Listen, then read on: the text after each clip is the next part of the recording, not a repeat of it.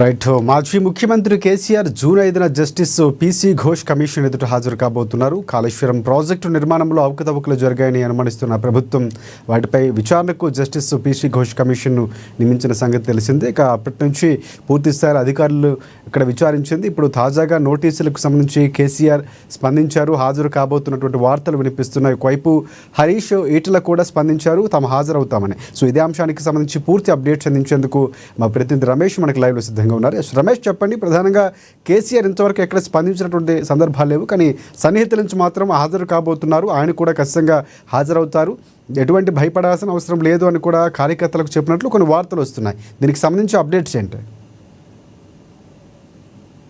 Kaleshwaram commission విచారణకు సంబంధించి కేసీఆర్ తాను హాజరవుతున్నట్టుగా కూడా సన్నిహితులతో చెప్పినట్టుగా తెలుస్తుంది రాజశేఖర్. ముఖ్యంగా గత బీఆర్ఎస్ ప్రభుత్వం ప్రతిష్టాత్మకంగా చెప్పుకున్నటువంటి భారీ ఇరిగేషన్ ప్రాజెక్టు కాళేశ్వరం, ఇందులో అవకతవకలు జరిగినట్టుగా కూడా గతంలో అనేక సార్లు ఆరోపణలు వచ్చాయి. ముఖ్యంగా మేడిగడ్డ, సుందిల్లా, అన్నారం బ్యారేజీలకు సంబంధించినటువంటి పిల్లర్లు కుంగిపోవడం ఏదైతే ఉందో, అట్లాగే ప్రాజెక్టు నిర్మాణ లోపాలపైన కూడా అనేక విమర్శలు వచ్చాయి. అదేవిధంగా భారీ స్థాయిలో వర్షాలు వచ్చినప్పుడు కూడా కుంగిపోయినటువంటి ఘటనలు కూడా మనం చూసాం. మేడిగడ్డ వద్ద 18వ నెంబర్ పిల్లరు, అట్లాగే 2-3 పిల్లర్లు కూడా కుంగిపోయినటువంటి ఘటనలు కూడా జరిగిన నేపథ్యంలో ఏదైతే ప్రపంచంలోనే అతిపెద్ద ఇరిగేషన్ ప్రాజెక్టుగా బీఆర్ఎస్ ప్రభుత్వం ప్రకటించినటువంటి కాళేశ్వరం ప్రాజెక్టులో నిర్మాణ లోపాలను అయితే స్పష్టంగా బయటపడింది. దాంతోపాటు కేవలం అప్పటి సీఎం కేసీఆర్ నేతృత్వంలో, కేసీఆర్ డైరెక్షన్లోనే ఈ ప్రాజెక్టు మొత్తం రూపకల్పనకు కూడా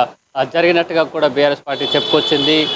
రాత్రి పగలు కష్టపడి ఒక ఇంజనీర్ లాగా కేసీఆర్ తన నిర్మాణ చాతుర్యాన్నంతా అందులో పెట్టినట్టుగా కూడా బీఆర్ఎస్ ప్రభుత్వం చెప్పుకొచ్చింది. ఈ నేపథ్యంలో ఏదైతే నిర్మాణ లోపాలకు సంబంధించినటువంటి ఘటనలు జరుగుతున్న నేపథ్యానికి సంబంధించి, అట్లాగే తర్వాత ప్రాజెక్టులో భారీ స్థాయిలో అవినీతి జరిగిందనేది కాంగ్రెస్ పార్టీ ముందు నుంచి ఆరోపిస్తూ వస్తుంది. దానికి అట్లాగే ఘటనలు కూడా బ్యారేజ్కి సంబంధించినటువంటి పిల్లర్లు కుంగిపోయినటువంటి ఘటనలు కూడా జరిగాయి. దాంతోపాటు ఇంజనీర్లు, జనరల్ ఇంజనీర్లు ఎవరైతే ఉంటారో ఇరిగేషన్ డిపార్ట్మెంట్కి సంబంధించినటువంటి ఇంజనీర్లు సూచించిన ప్రకారం కాకుండా అప్పటి ప్రభుత్వ పెద్దలు, ఇటు సీఎం కేసీఆర్ కానీ, అప్పటి సీఎం కేసీఆర్ కానీ, దాంతోపాటు ఇరిగేషన్ మినిస్టర్ ఆ, హరీష్ రావు అట్లాగే ఆ ప్రభుత్వ పెద్దలు ఎవరైతే ఉన్నారో వాళ్ళ డైరెక్షన్లోనే ఈ ప్రాజెక్టు నిర్మాణం పూర్తిగా కొనసాగినట్టుగా కూడా ఆరోపణలు వచ్చాయి. ముఖ్యంగా నిర్మాణ సంస్థకు సంబంధించి ప్రభుత్వ పెద్దలకు కూడా పెద్ద ఎత్తున డబ్బులు చేతులు మారినాయనేటువంటి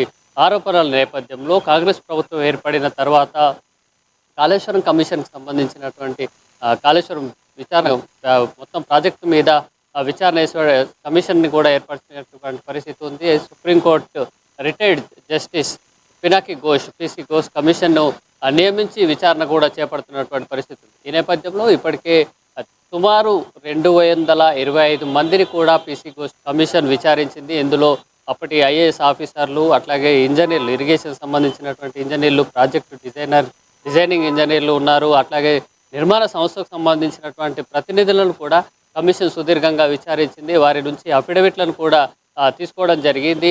అట్లాగే క్వశ్చన్స్ సంబంధించి కూడా చాలా లోతైన దర్యాప్తును కూడా పిసి ఘోష్ కమిషన్ అయితే అడిగింది. ముఖ్యంగా ప్రాజెక్టు డిజైన్ను మార్చడం కానీ లేదా ప్లేసు ముందుగా నిర్ణయించిన ప్లేస్ కాకుండా ఇతర ప్రాంతాల్లో ప్రాజెక్టు రిజర్వాయర్ను నిర్మించడానికి గల కారణం ఏంటి, ఎవరి డైరెక్షన్లో చేశారు, అట్లాగే నిధుల విడుదలకు సంబంధించినటువంటి విషయం కూడా పూర్తిస్థాయి డాక్యుమెంటేషన్ జరిగిన తర్వాతనే ఆర్థిక శాఖ నుంచి డబ్బులు విడుదలయ్యాయా అనే విషయాన్ని కూడా అప్పటి ఆర్థిక ప్రిన్సిపల్ సెక్రటరీ రామకృష్ణారావును కూడా ప్రశ్నించినటువంటి పరిస్థితి ఉంది. సో అటు ఐఏఎస్ ఆఫీసర్లను కానీ ఇటు ఇంజనీరింగ్ ఆఫీసర్లను కానీ ఆ కంపెనీ ప్రతినిధులు ఎవరైతే ఉన్నారో ఆ ప్రాజెక్టులో ఇన్వాల్వ్ అయిన వారిని కూడా పూర్తి స్థాయిలో అడగడం జరిగింది. అట్లాగే ఇంజనీర్లు కూడా కొంతమంది కమిషన్ ముందు కూడా అంగీకరించారు. ఇది పూర్తిగా అప్పుడు సీఎం కేసీఆర్ డైరెక్షన్ మేరకే జరిగింది.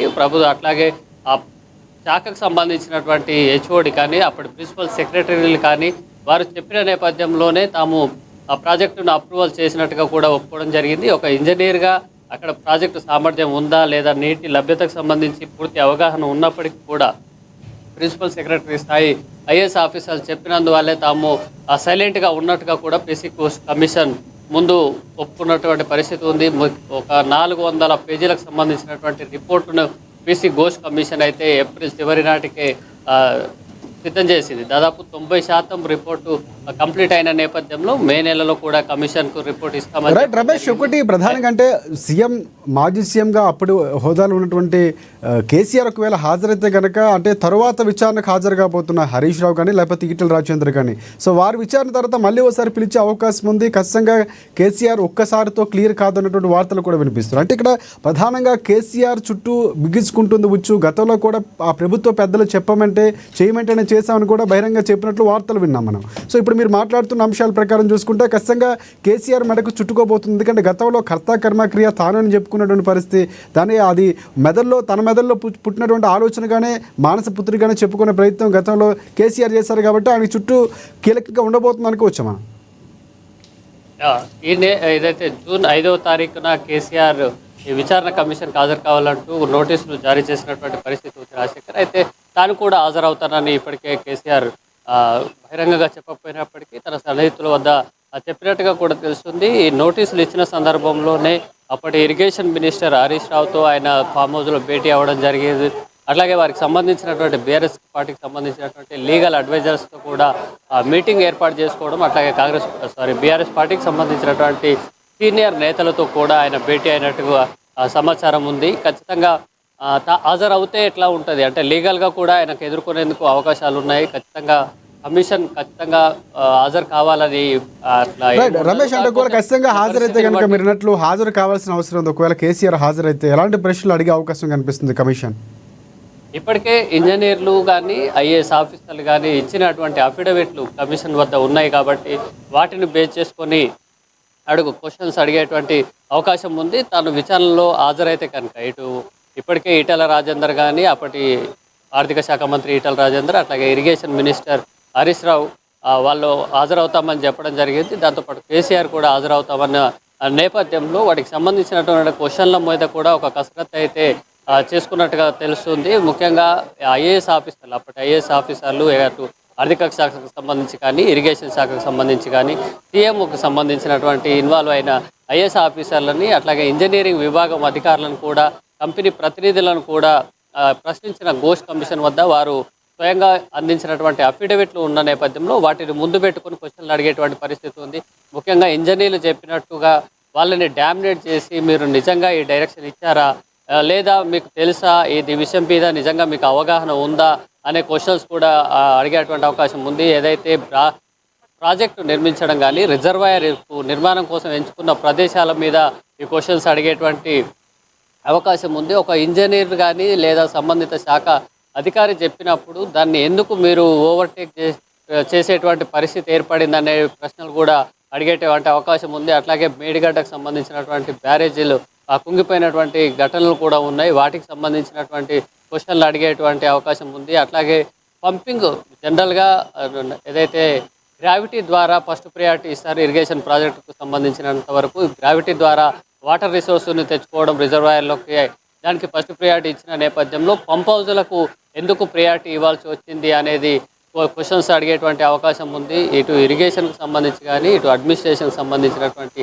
ఆఫీసర్లు చెప్పిన మాటని ఎందుకు ఓవర్టేక్ చేసి బైపాస్ చేయాల్సినటువంటి పరిస్థితి ఉంది, దానికి సంబంధించి మీకు ఎట్లాంటి అవగాహన ఉంది అనే విషయాన్ని కూడా చెప్పడం అడిగే అవకాశం ఉంది. దాంతోపాటు డాక్యుమెంటేషన్ పరంగా ఆఫీసర్లే బాధ్యులు అవుతారు అనేది కూడా ఉంటుంది. ఖచ్చితంగా ప్రభుత్వ పెద్దలకు ఇందులో ఇన్వాల్వ్మెంటు ఉంటుందా లేదా, చేయాలా లేదా అనేది కూడా ఒక టెక్నికల్ అంశంగా చర్చలో కొనసాగుతున్న నేపథ్యంలో వీటిని ఉద్దేశపూర్వకంగానే డైల్యూట్ చేసినటువంటి పరిస్థితి ఉందా అనే క్వశ్చన్లను కూడా కమిషన్ అడిగేటువంటి అవకాశం ఉంది. ముఖ్యంగా ఇప్పటికే national dam safety authority NDSA కూడా మేడిగడ్డ సుందిల్లా బ్యారేజ్లకు సంబంధించినటువంటి రిపోర్టును కూడా PC ఘోష్ కమిషన్ వద్ద అందుబాటులో ఉంది కాబట్టి వాటికి సంబంధించినటువంటి రిపోర్టులను కూడా ముందు పెట్టుకొని విచారణకు హాజరయ్యేటువంటి ఇటు కేసీఆర్ కానీ అటు ఇరిగేషన్ మినిస్టర్ కూడా ఈ ప్రధానంగా సూటి క్వశ్చన్లు అయితే వచ్చేటువంటి అవకాశం ఉంది. Rajasekhar. Right. Thanks for updates Ramesh.